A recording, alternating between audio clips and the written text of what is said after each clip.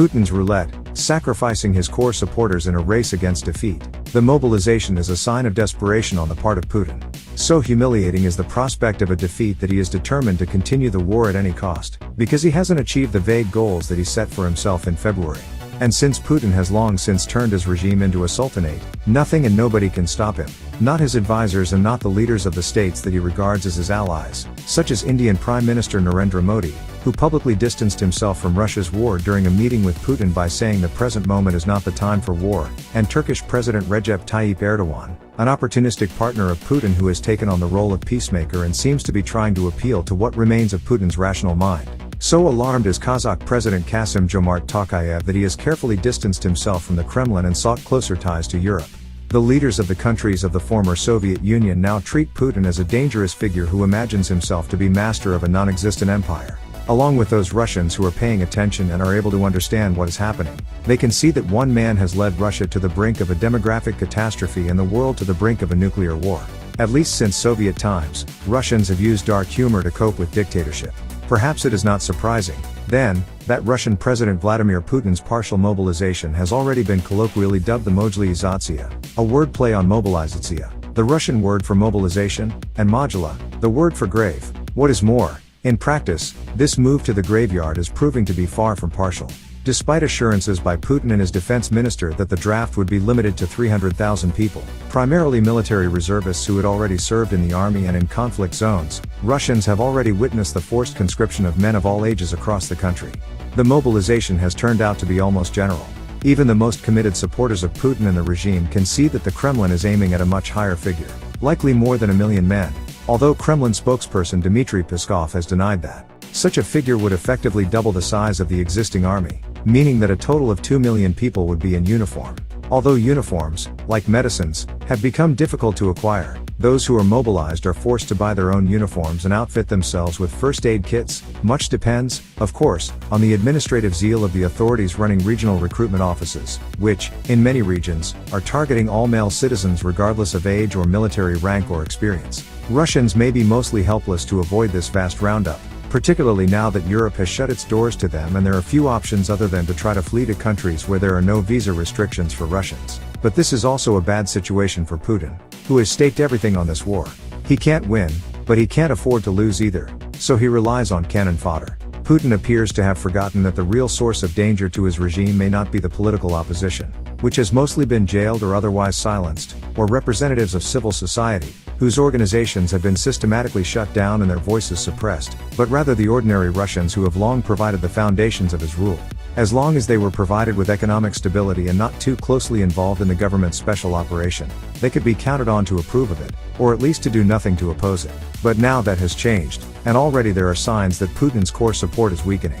A poll conducted by the independent Levada Center in late September, after the mobilization, shows that Putin's approval has fallen 6 points, from 83% to 77%, and his level of trust has fallen 4 points, from 44% to 40%. These may seem like small shifts, but his numbers have been almost unmovable since April. That stability is now beginning to erode. Anyone who can hold a gun. Putin's frustration and fury about this losing war and his determination to escalate hostilities became apparent in the initial days of the successful Ukrainian counterattack.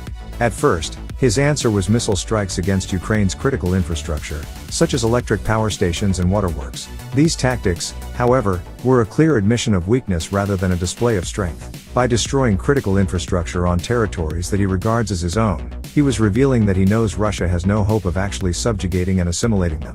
Now, Putin has found a terrifying way out of the corner that he has backed himself into: partial mobilization. The autocrat has decided that anyone who can at least hold a gun must shift from silent approval to active participation in his special operation.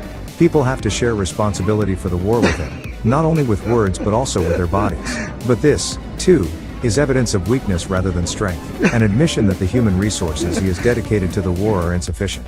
Putin may be seeking as many as 1 million additional troops. Turning on his own people is dangerous for Putin. Crucially, Putin's regime is supported by those sections of the population that are highly dependent on the state, the same people who are driven to attend the Kremlin's rallies, so-called Putins, a mixture of Putin and meeting, in support of the leader, the war, and the annexation of the occupied territories. Those whom Putin cannot conscript but who are equally dependent on the state will be forced to be even stronger and more public in endorsing and defending his actions. The Kremlin has already seen what happens when it takes actions that are unpopular with the masses. When it raised the retirement age in 2018, Putin's approval rating slid by 15% or more. His ratings took another hit when the regime imposed COVID-19 restrictions in 2020. In those cases, the dips were temporary, and his numbers were able to recover. With the mobilization, it is unclear where Russians' darkening mood will lead. Perhaps it is the beginning of a larger fall in regime support. The world has witnessed how many Russians are voting with their feet, running from Putin and literally saving their lives. But Putin still has many ardent supporters, and it is possible that a sharp decline in the regime's popular support may not happen. Whatever the case, discontent and depression seem certain to accumulate on a massive scale. Rather than the Democrats or liberals in Russia's large cities, it is ordinary Russians who see the ruthless hunt for military recruits as a violation of their rights. More important, it is a violation of the unwritten agreement they have long had with Putin's regime. The agreement that says that average Russian citizens won't interfere with the Kremlin's thieving and military adventurism as long as the Kremlin stays out of their private lives and out of their apartments, allowing them to earn a living for themselves. Military service in the name of unclear goals, and the forced exit from cozy indifference that has come with it, was definitely not in the contract. A new joke in the genre of very black humor has emerged on this subject. In the battle between the refrigerator, consumer needs, and the television, government propaganda, the television has won.